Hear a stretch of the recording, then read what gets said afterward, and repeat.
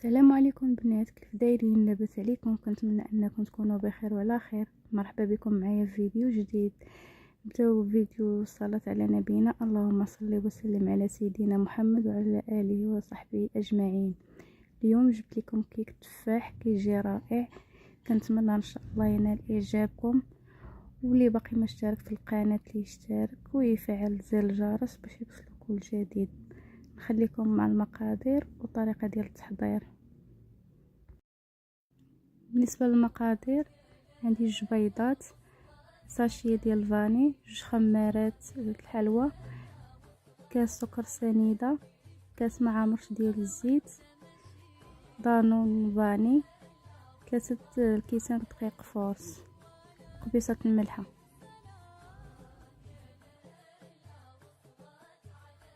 نضيفو 2 بيضات،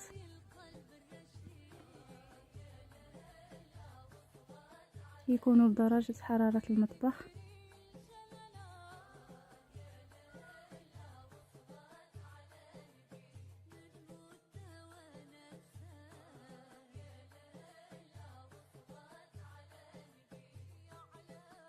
ونضيفو كاس ديال السنيده وفانيليا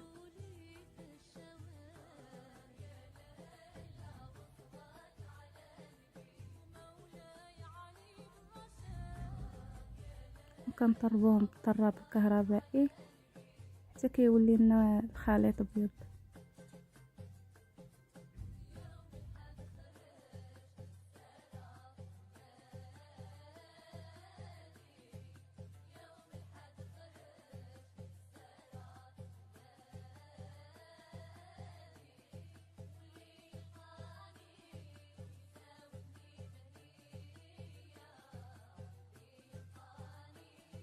بعد ما طربناهم مزيان كيولي الخليط على هذا الشكل هذا. كنضيفوا الزيت بالتدريج.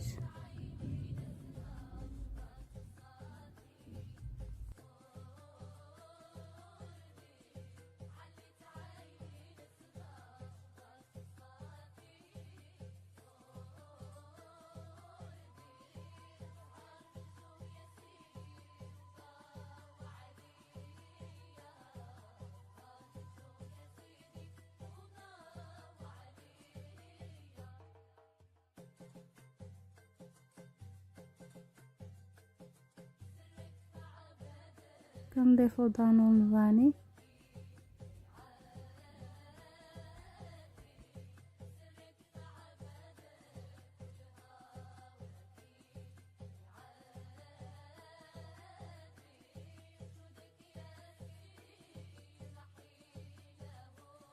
وكنطربوا العناصر.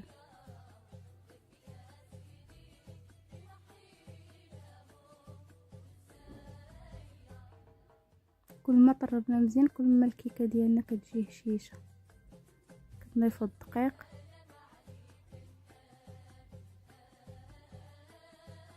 ندير الدفعه الاولى كندير معها 2 خمارات من فئه 8 غرام، مجموع 16 غرام.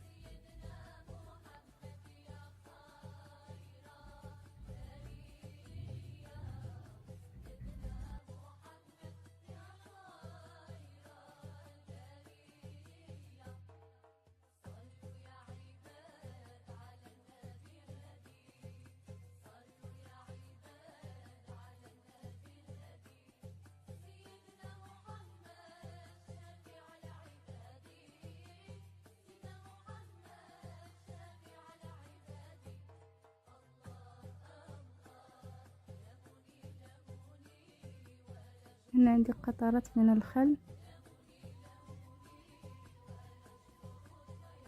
احسن الا كان الخل الابيض احسن، انا عندي متوفر هذا درت هذا.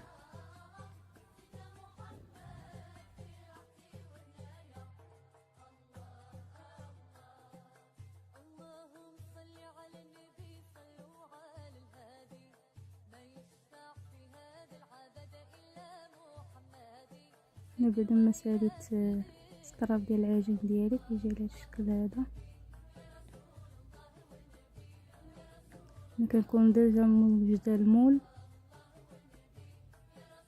دهناه بالزبده ورشه عليه دقيق. كنخوي عليه الخليط.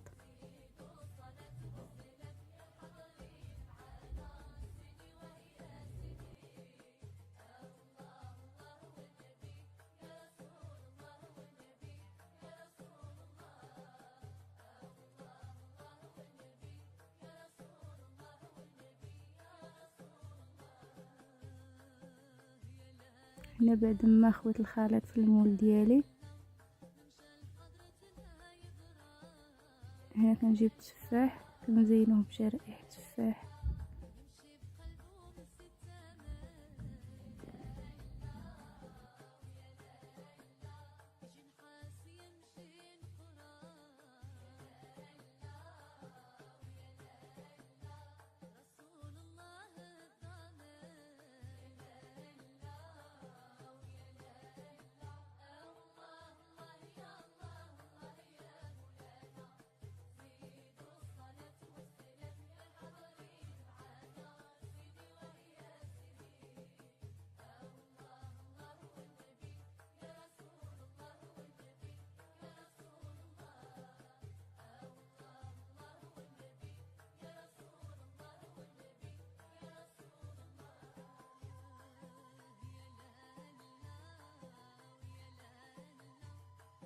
هنا بعد ما ساليت التزيين ديال الكيك ديالي، كنجيب سكر فاني، كنجيب ساشيه كنرشوها عليه من الفوق، كتعطيها نكهه رائعه. كنرشو عليها شويه ديال القرفه، بالنسبه اللي ما كيبغيش القرفه ما يديرهاش.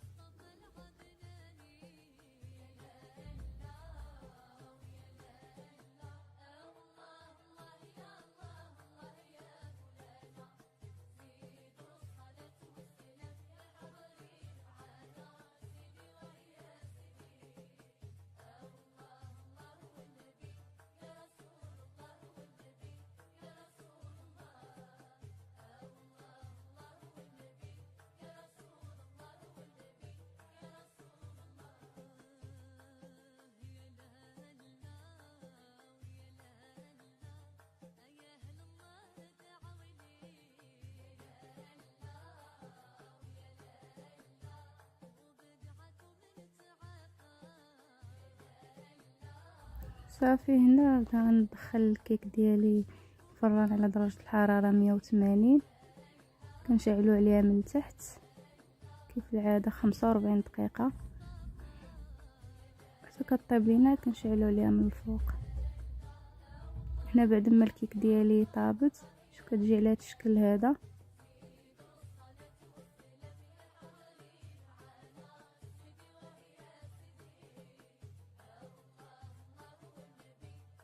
كندير عليها الناباج.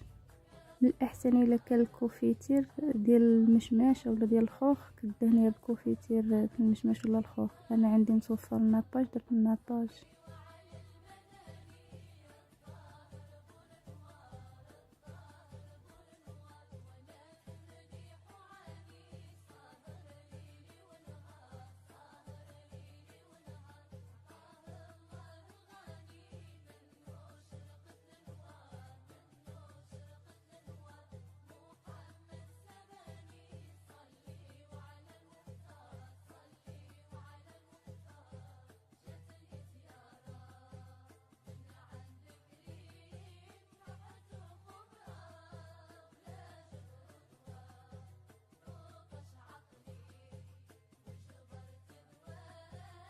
وهنا عندي اللوز ايفيلي كنزينها به. هنا عندي محمر، كل واحد يدير على حساب التزيين اللي بغاه.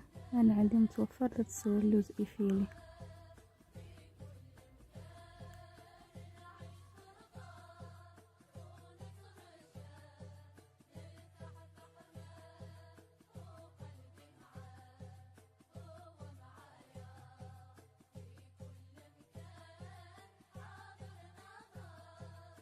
هنا بعد ما بردت لينا الكيكه ديالنا حطيتها في طبق التقديم.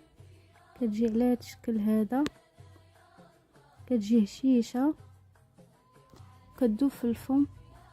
كنتمنى ان شاء الله تجربوها وتردوا عليا في التعاليق. كنتمنى ان شاء الله تنال اعجابكم، واللي عجباتو ما ينساش يدير لايك، واللي باقي ما اشترك في القناه يشترك ويفعل زر الجرس باش يوصلوا كل جديد. شكرا، والى الفيديو القادم ان شاء الله.